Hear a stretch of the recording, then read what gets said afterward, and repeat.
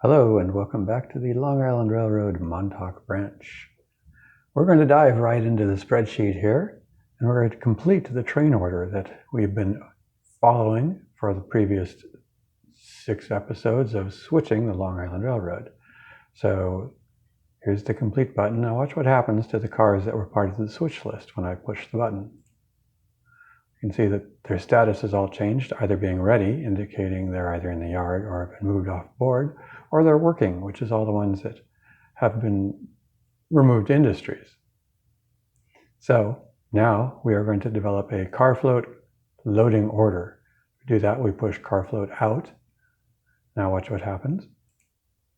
It selected 11 cars randomly from the yard and has given them orders to go to the Carfloat. It has also transferred those cars over to this list right here, and then the spreadsheet has worked its little magic and done a test or a best fit for the Carfloat. And we'll get into that a little bit later. But for now, we're going to move from here to the Carfloat order sheet. So hang on.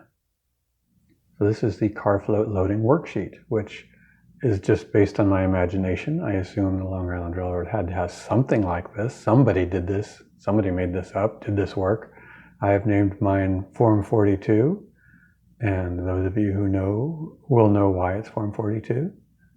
But anyway, it takes all the data that's the spreadsheet generated and automatically fills it into this form, this table right up here, and then it allows the operator to do it himself to ensure equal distribution of the weight. Or you can just take the information from the spreadsheet from right here and use that to guide you, just going by the car weights. The car that weighs 37 tons is obviously this one right here, 30 tons, this one, it's easy enough, you figure it out. So then with that information, you can start loading the Carfloat. Now, one thing though, you may find that it'd be actually, once you get to the look at the yard, that some of the cars, the way they're positioned, it might be easier to move some of them around. And you can do that, do whatever you want. Just make sure that the weight is evenly distributed from side to side. So I've taken the list, the recommendation from the spreadsheet, and I filled it in down here. And I discovered a couple things that would make life difficult if I tried to do it. First of all, this car right here, the NYC 88037, is actually a 50-foot hopper. And there's really not enough room on the center track for a 50-foot hopper and 2 40-foot cars. So what I'm going to do is I'm going to take this PRR hopper and put it down here and put the Reading hopper up here, because the Reading hopper is probably the shortest car I have. So that should make the center row okay. But that then overbalances this side of the float. So to counter that, I took the GM&O car down here, put it up here, and the SHFX car and put it down here. So that evens it out within a ton. So this row now is 92 tons, the center row is 88 tons, and the closer row is now 93 tons. So there's only a 1 ton difference, which is, considering it's 90 tons, a little more than 1%. So that's fine. So taking a look at the yard, we can see the cars for the center track are right here. Here's the NYC car, here's the Reading car, and the SHFX car, the tank car, is way at the front of this row right here. So those 3 will go on first, and then the next 2 will be 2 of the cars from the closer row, and it just so happens that I have 2 of those cars right here next to each other. So those will be the first 5 cars to go on to the float. So let's get that done. Power for today is once again RS1 number 469. For all my engines, I have made up these handy cards to show what each function key does. I don't use all the functions, but it's nice to know they're there. Unfortunately, my DCC system can't do the coded CVs, otherwise I would remap the functions to make all my engines the same. As it is, I have pretty much memorized the functions I use, so I don't need to reference the cards so much.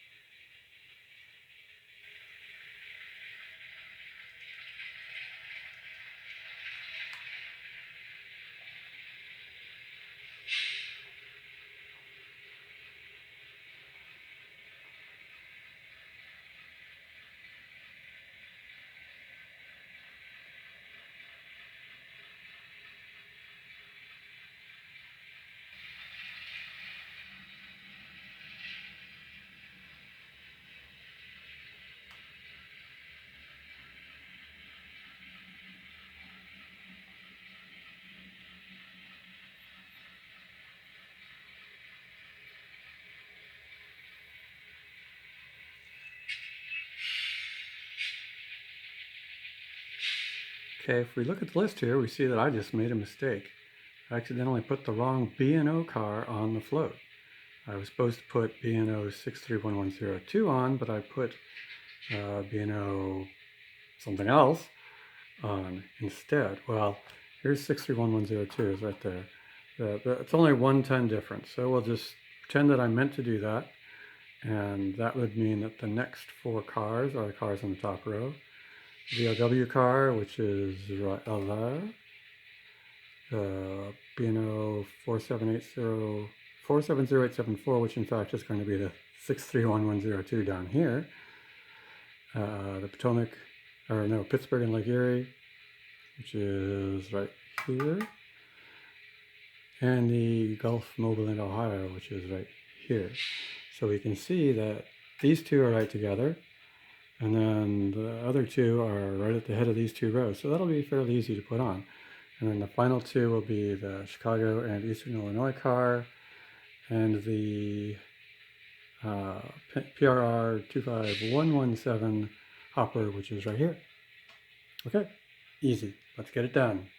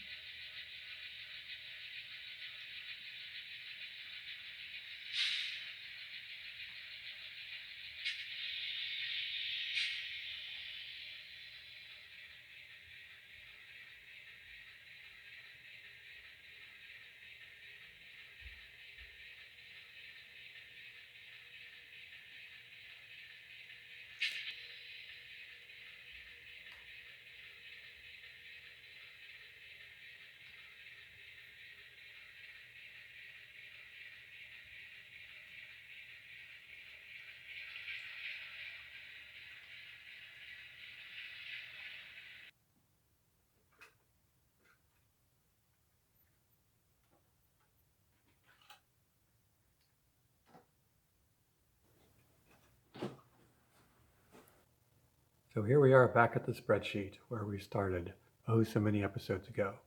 So we've completed unloading the Carfloat on the layout, so it's time to complete that order here on the spreadsheet. So when I push the complete button, watch what happens to all the cars that say load. Now they're no longer scheduled for anything. You can see that they're all off board and their status is already ready to go on to future operations here on the Long Island Railroad. In closing, I would like to thank you for watching, and especially thank all the people that have subscribed and made supportive comments on this, my first series of videos on operations here on the Long Island Railroad Montauk branch. You've given me the confidence and desire to do more. Making videos is harder than it looks, but I believe I have improved over the course of the last 7. I hope I continue to improve. My goal is to be interesting and entertaining, but if I can inspire as well, that's just icing on the cake. I hope I see you on the next one.